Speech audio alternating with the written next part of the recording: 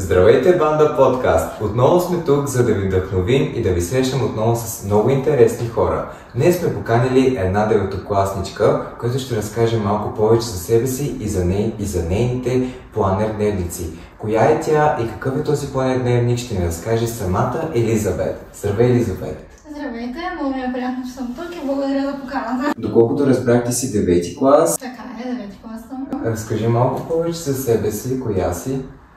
Казвам се Елизабет и съм, както вече разбрахте, 9 клас. Родом съм от Плевен, но живея тук, в Габрово. И в свободното време обичам да творя, да чета и да спортувам. Разбира се, няма как да не погледнем и към това нещо, което си наредила тук пред нас. Нещо много интересно, именно това е планер-дневник. Разкажи пред нашите зрители какво е това и какво представлява. Целта на планер-дневниците е да можеш да преоткриеш себе си, да създадеш нов живот, за който винаги си мечтал, но никога не си успявал да го създадеш поради оправдания, страхове, липса на подкрепа.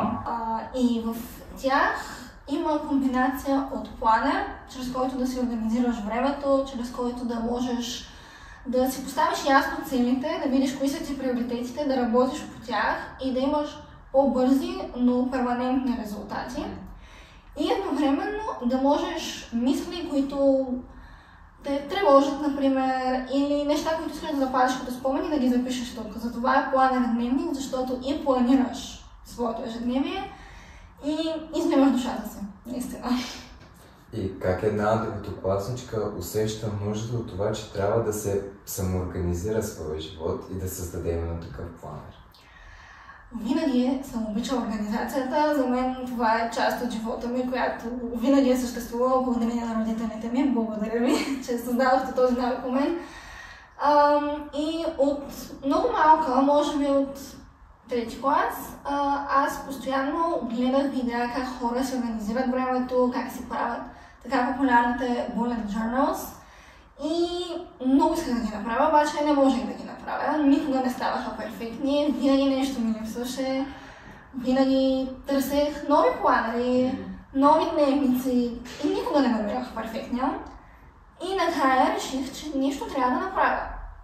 Обаче това си е доста така смело наистина да кажеш пред родителите си: искам да издам книга. Споделих пред родителите си.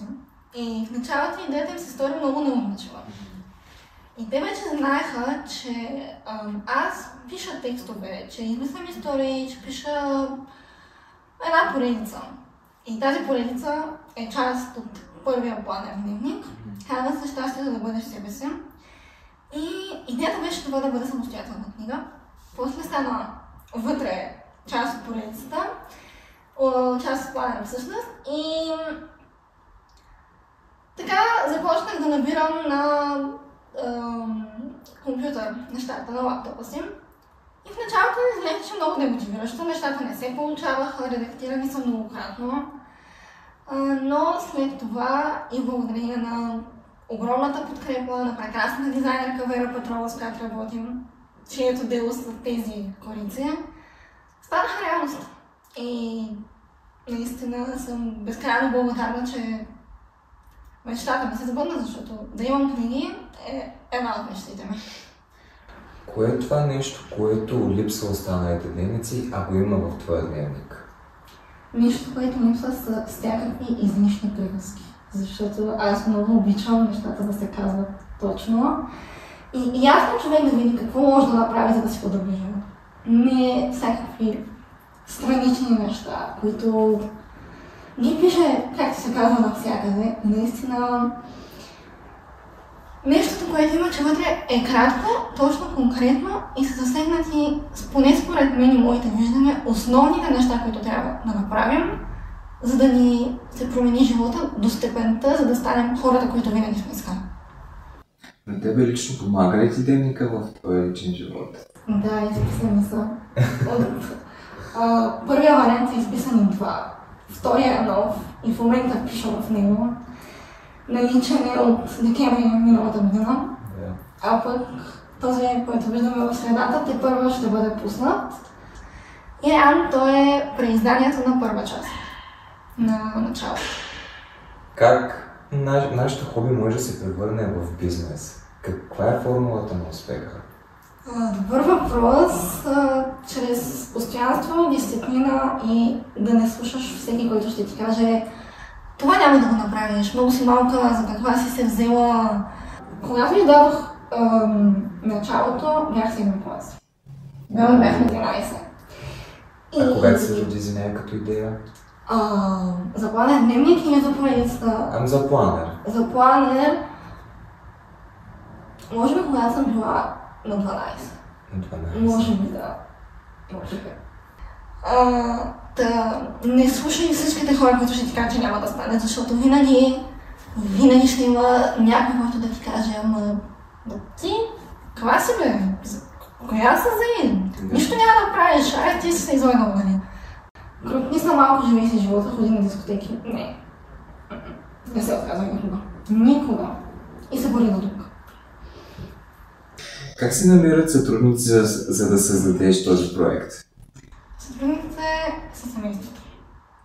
Семейството и целият екип, стоящ над тези планери, те са най-големите сътрудници. Понеже знам, че ги продаваш в интернет сайтове, в Store.bg, Ozon.bg. Само за Store.bg, между другото. Защото видях в Ozon.bg, не знам как. Да. Но няма значение това. Добре. Как се случва това нещо? Как се свързва с тях? Как можеш да ги изпратиш и да ги продавате? По принцип, в Store.bg е много обрано съдържанието, което те предлагат на потребителите си и им изпратих им имейл, с който ги питам, желаете да работим заедно и за много огромно щастие и благодарност се съгласиха. И оттам стана да се продава в Store.bg. И за България има в Store.bg, може да се ги поръчат през профил ми в Facebook, в Facebook страницата ми. И също така, ако живеят извън България, чрез сайта Българан се изпращат в Европа, за който където иска да се ги вземе. Най-вече на кое се надяваш, за да разпространяваш информация за съставането на планерите? Има предвид от маркетинговата част. Що се отнася до сайт, Store.bg определено работата с него много добре, съм изключително благодарна и за екипа на Store.bg, и за всички хора, които се доверяват на тези продукти. Иначе, винаги ми става много приятно, когато някой си поръча през страницата и след това ми пише с обратна връзка. Така че и двете са много приятни, който откъдето иска, но обратната връзка е любимата ми част. Като каза обратна връзка, какви са коментарите на хората, какво ти пишат? Много съм благодарна, че хората откриват полза в това, което съм създала и една от най-близките ми приятелки, тя ги използва и беше казала, надявам се, още го мисли, че наистина са ѝ помогнали и са накарали да се почувства по-добре, да се организира по-добре нещата. Това е от близките, което казват, а от хората извън моя достъп също казват, че са открили нещо, което до сега не са. Което за мен е най-голямата награда да видя, че хората наистина харесват това, което съм създала и не, че просто го харесват, а че виждат смисъл от него. Смисъл да го имат, смисъл да го ползват, смисъл да го показват, да го подаряват. Така че благодарна съм, че има отзвук, който искам. Какво прави Елизабет Кръстева извън планерите? Извън планерите учим, извън училището ми неща учи. Защото мечтая и целта ми е да уча медицина и психология. И в свободното си време гледам да се фокусирам и над това друго учене. Тренирам, за мен тренировките са лекарство за всичко, за освобождаване на ума. Прекарвам време сред природата, старая се да съм повече с близките си и да бъда с най-близкото ми обкръжение, с хората, които, както се казва, подкрепяме се и заедно се дърпаме нагоре.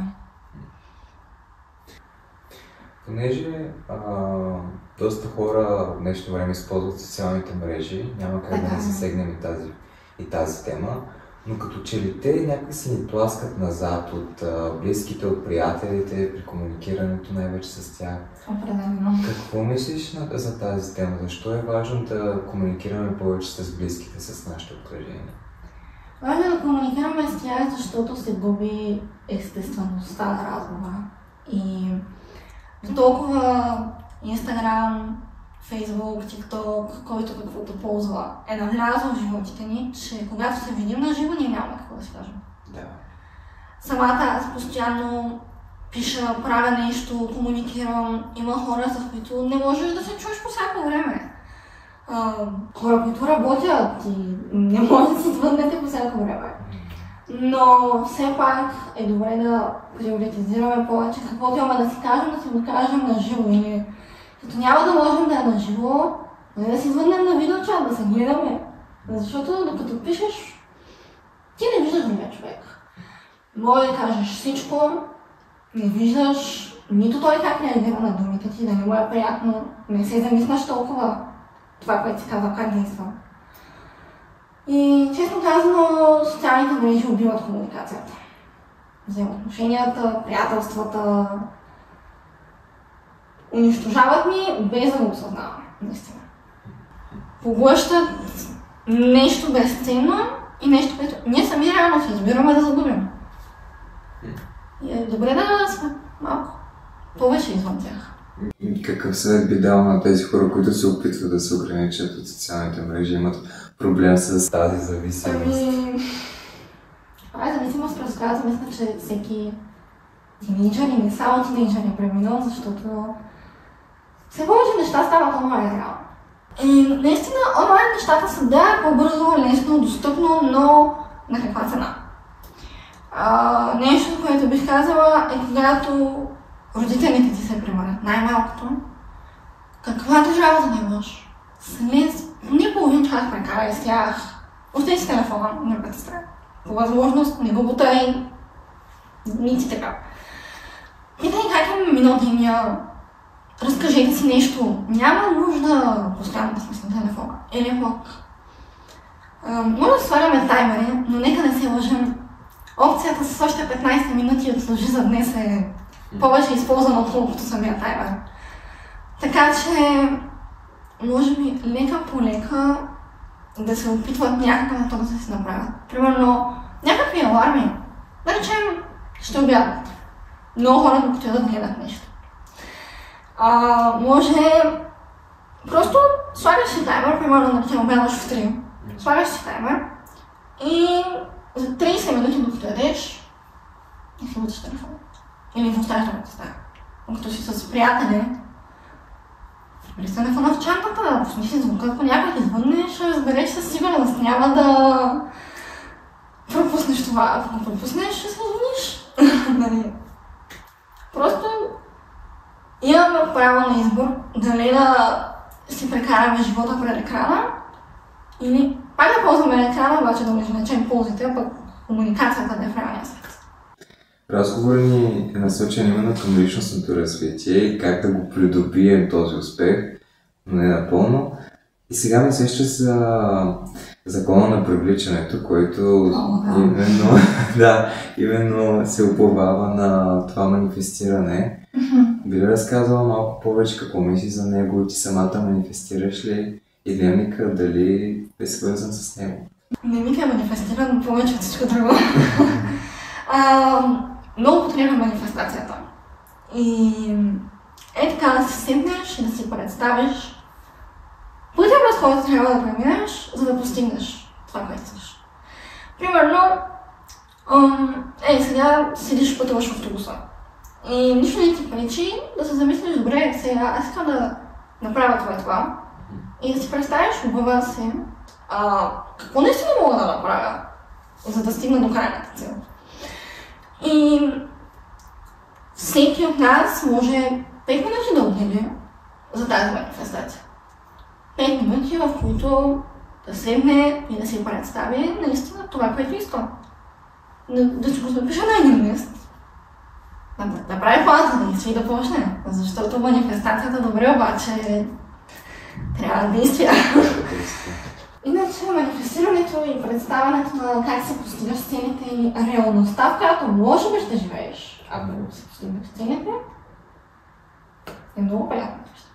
Защото някак ние много неща се манифестираме, но не винаги осъзнаваме, че не всичко, което се представяме, че ще бъде някак, реално ще бъде така. Така че манифестацията е хубаво нещо, подкрепяме, практикуваме понякога, но да не вярваме само, че чрез манифестация нещото ще стане. Манифестацията ни програмира мозъка, програмира ни тялото. Това са стъпките, действай, прави, но само с манифестация без действия няма да получим желаното. Тоест за успеха не трябва само да си представяме нещо, а трябва да действаме върху него. Абсолютно. Явно ти така си е правила.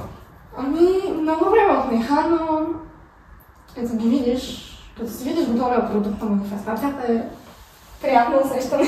Как се почувства, когато за пръв път излезе първото издание?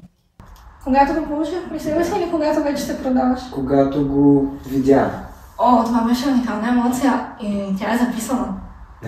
Записана е на всеки един от тях, защото до сега аз такова нещо никъде не съм усещала. И помня как доставиха колета и аз снимах самата доставка и просто седя и гледам как отварят камиона и вътре има едно пане с книги. Бях толкова щастлива, защото много хора знаеха, че изобщо нещо пиша, нещо правя, искам да имам нещо и 99% от хората, които знаеха, казаха не. Нищо няма да правиш, излагаш се 20 страница малко, нищо са на какви години си. И тогава някак си вътрешно усети, видяхте ли, направих го.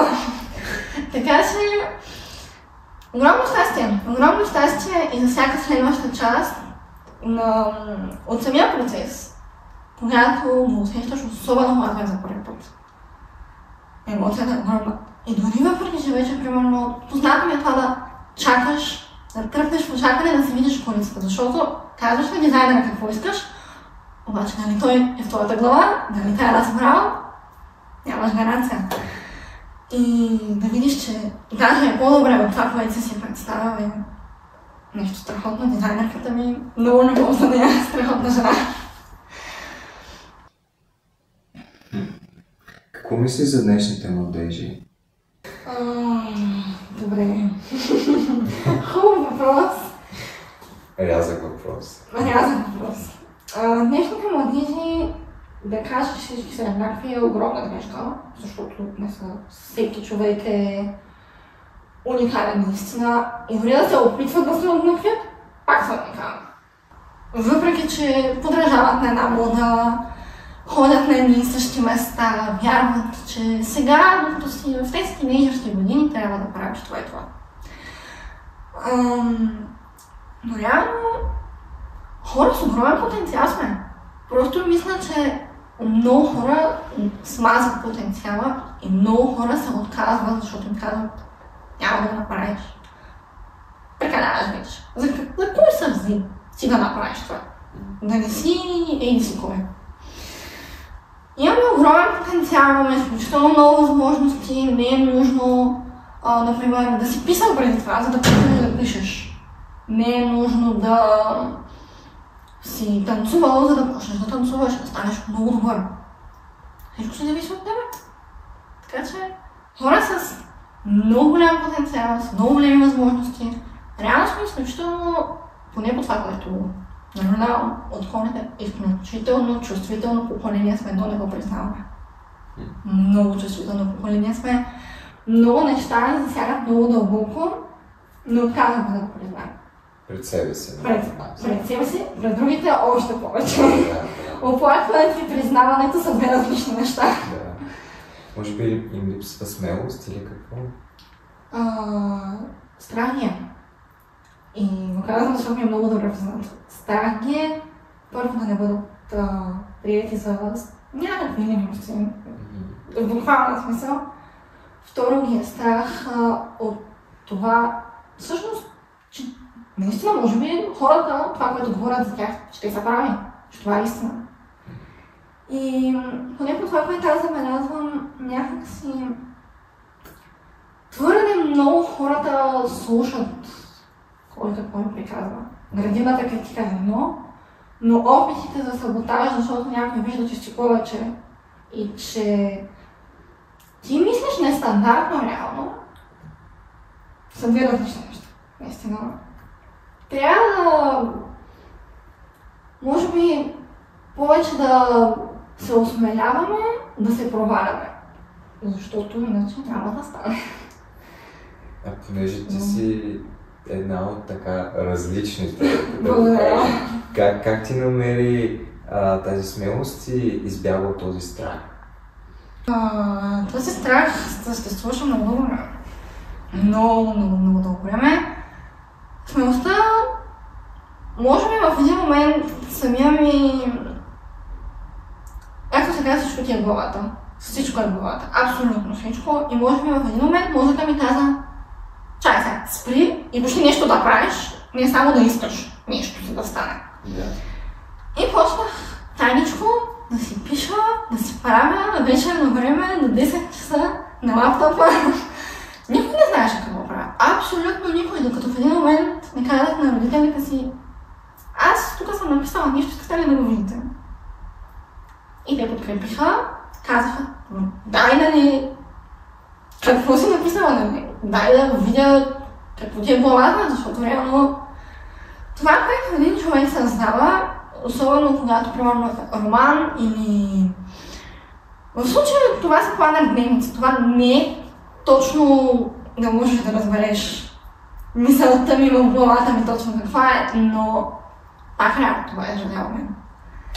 Така че просто се казах си: стига, няма да те подкрепят, останалите ясно е, ама ти поне се подкрепи.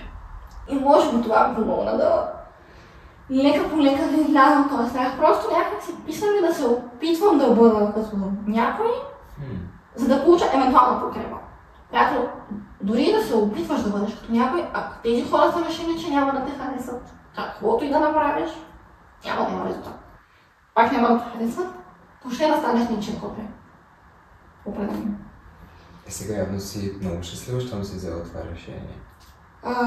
Щастлива съм, но това решение си е голяма отговорност, защото хората, които са на едно мнение с мен, които ме подкрепят, наистина да ме подкрепят, са много малко.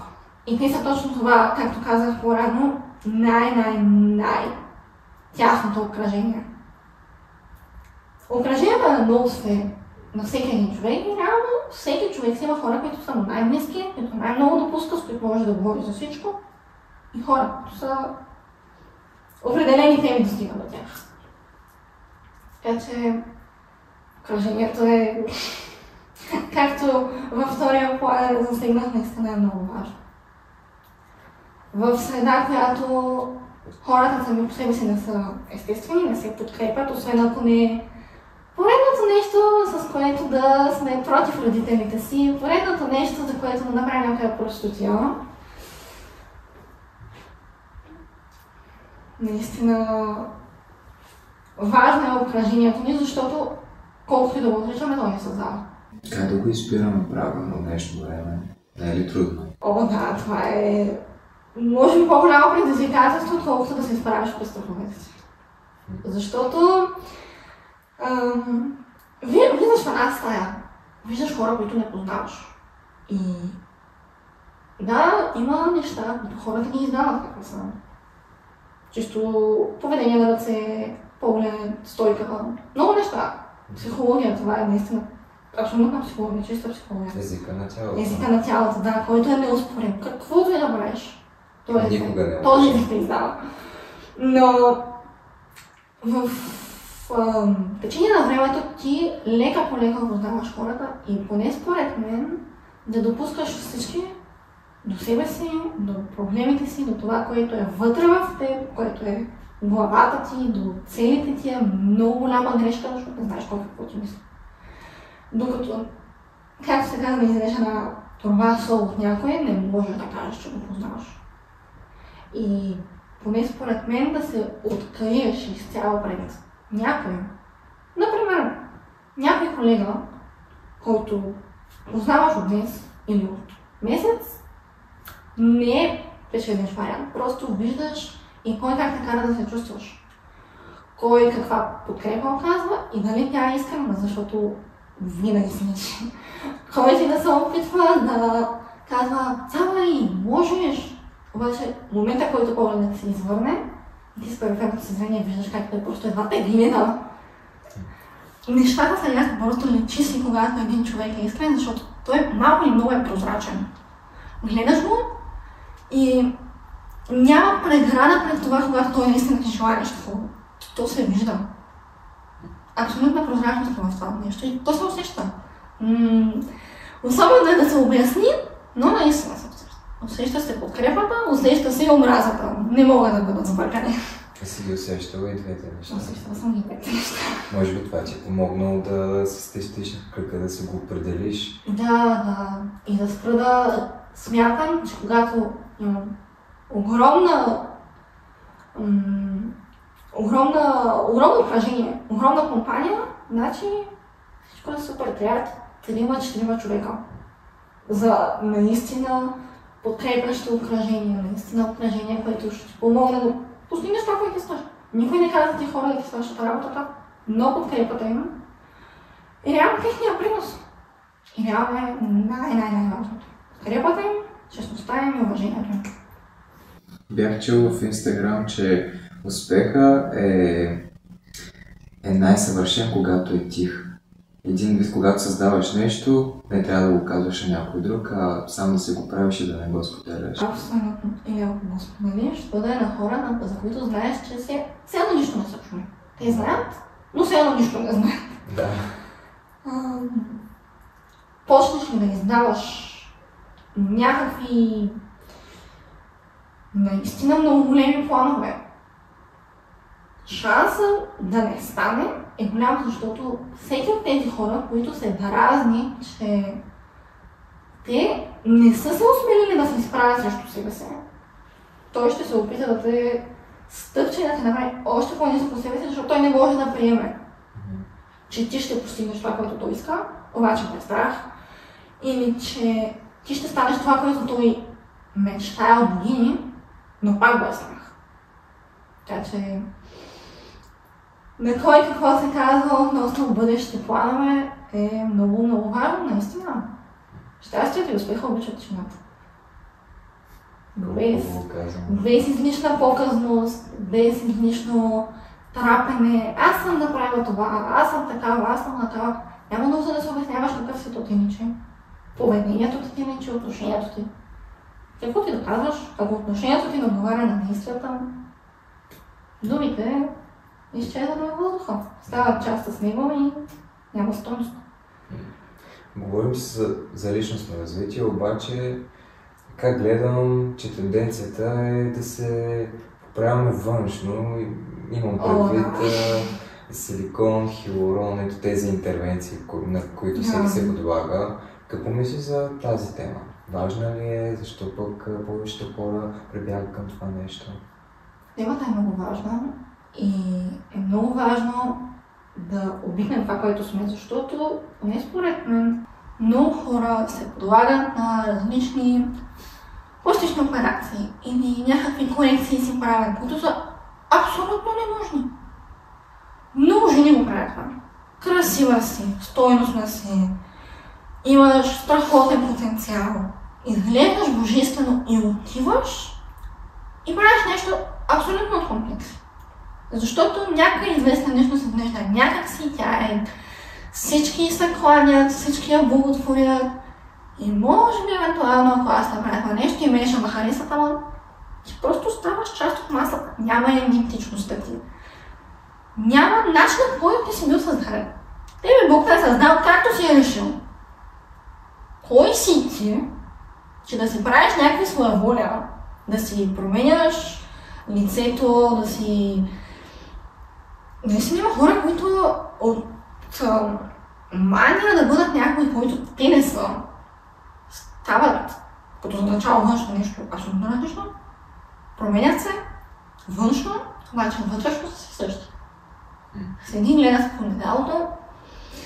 Ами аз май се харесвам, ама пак нещо не мина. Ама ти колко си да се направиш, докато вътре да се направиш, външно буташ, в един момент вече става изключително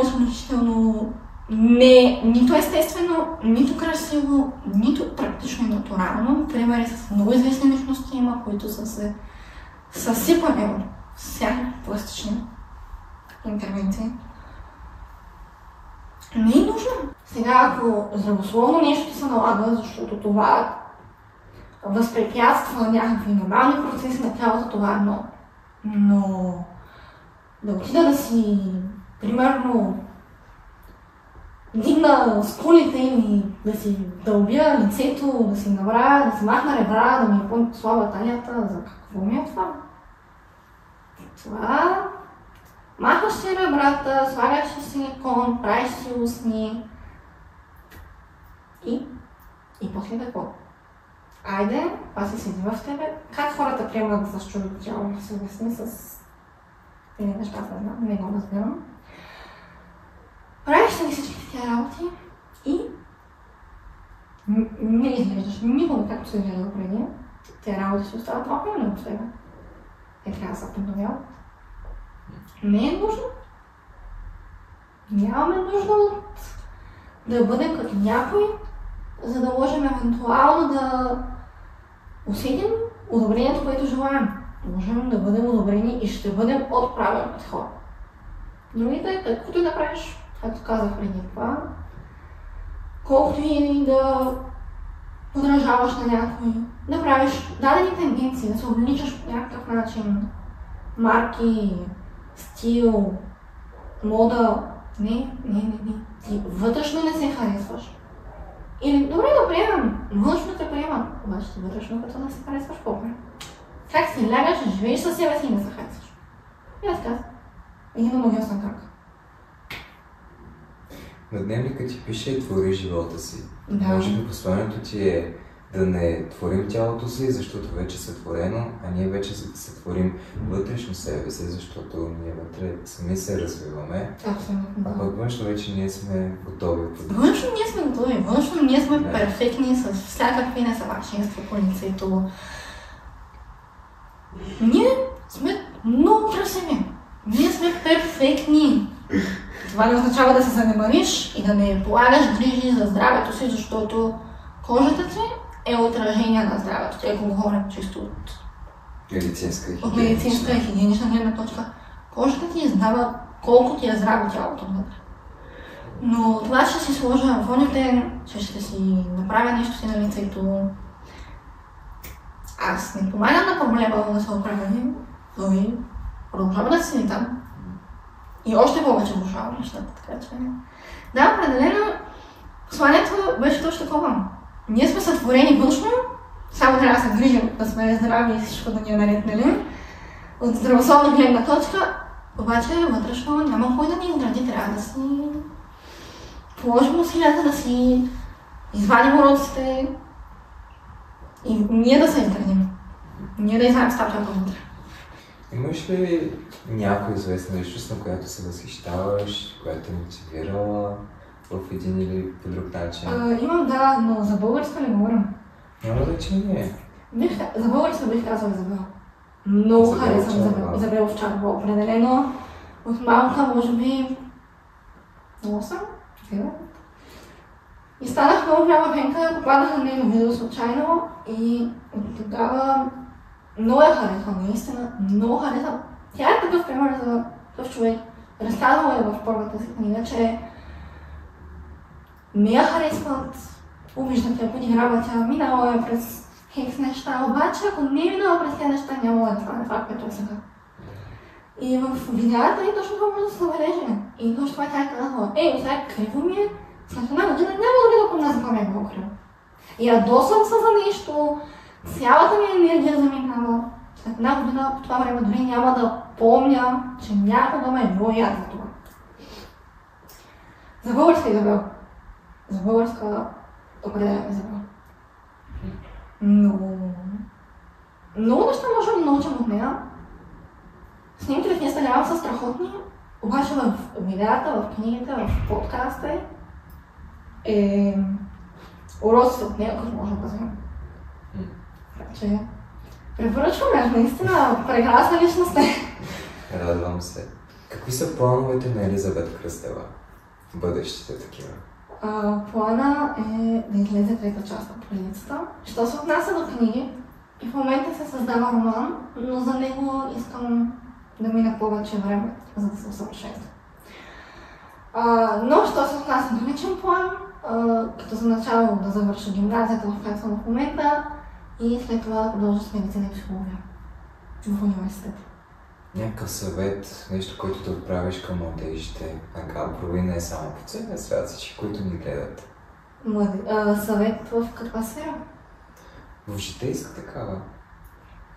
Може би ще прозвучи изключително клиширано, много вече банално и казано стотици пъти, но не спирайте да вярвате в себе си. Наистина, трудно ти я падаш, ставаш пак. Не ти се става, не ти се тренира, мразите, ставаш 3-2-1, ставаш рязко и отиваш.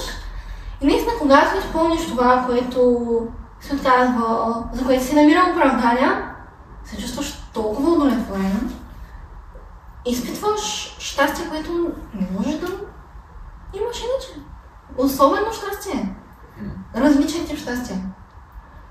Така че не спирайте, да вярвате в себе си, да си постигате целите. Колкото и да е трудно, провалят са 50 пъти, пробвате 51, 52, 60, 70, колкото пъти. Ако нещо не е за вас, няма да се случи. Но ако нещо е предназначено за вас, нищо не може да ви го отнеме. Не се отказват. Точно така.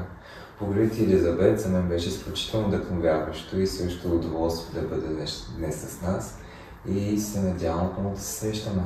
И аз много ви благодаря за поканата. Надявам се също да се срещаме и успех с подкаста, защото е страхотна идея. Благодаря много. И аз. Ако ви е харесало видеото, го лайкнете и натиснете бутона Subscribe. Натиснете и камбанката, за да ви излизат известия от нашите видеа. И вижте долу под линка социалните мрежи на Банда Подкаст и на Елизабет. Чао и до нови срещи!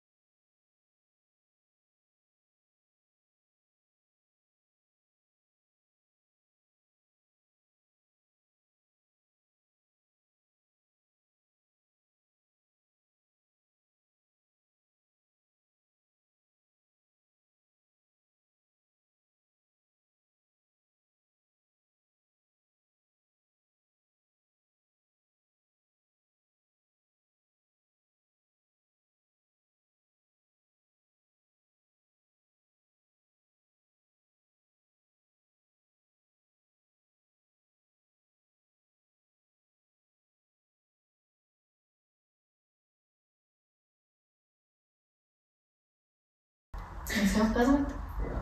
Точно така. Благодаря ти, Елизабет, за мен беше изключително вдъхновяващо и също удоволствие да бъде днес с нас и се надявам отново да се срещаме. И аз много ви благодаря за поканата. Надявам се също да се срещаме и успех с подкаста, защото е страхотна идея. Благодаря много. И аз. Приключваме!